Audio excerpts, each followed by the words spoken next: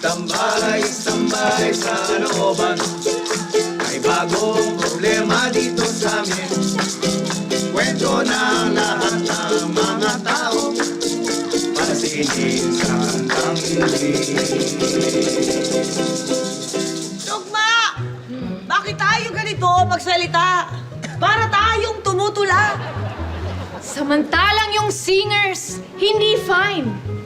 Dahil ang kanta nila, walang rhyme. Mula nang uminom tayo kahapon, nagbago ng sitwasyon. Yung kanta nila, ang sagwa. Yung salita natin, patula.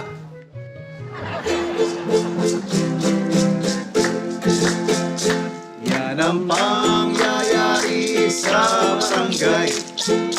Nagra-rhyme ang sinasabi nila. Pero ang kanta namin ay hindi. Bakit ang sitwasyon Nabaliktad! Ang mundo natin ay tumuwad. Alamin natin ng totoo kung saan nagsimula ito. Kung sinong nagkalat ng pagbabago, upakan natin ang gago. Mismo! Ako ang may pakana ng ganitong klaseng salita. Dahil ako isang poet and I wanna show it.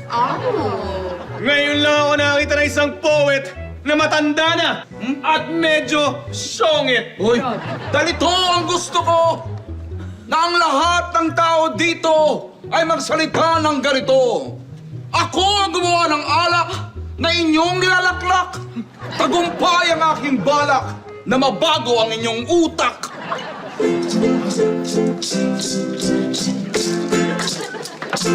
Nagpakita na ang bagong poet. Nagbigay ng alak na ininom. Nagalit mga tao sa kanya. Dahil ang kanta namin ay Nagbago!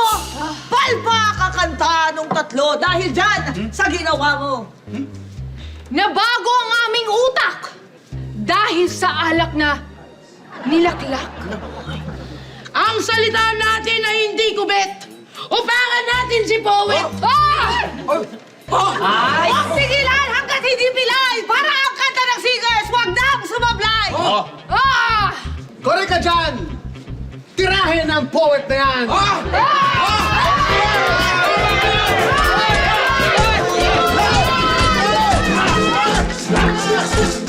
tambay, tambay sa looban.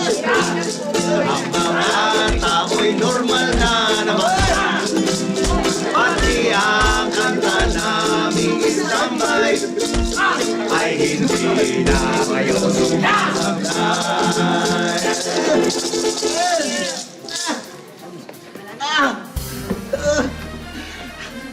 Nagulpin na ang poet, pero pwede bang makiduet?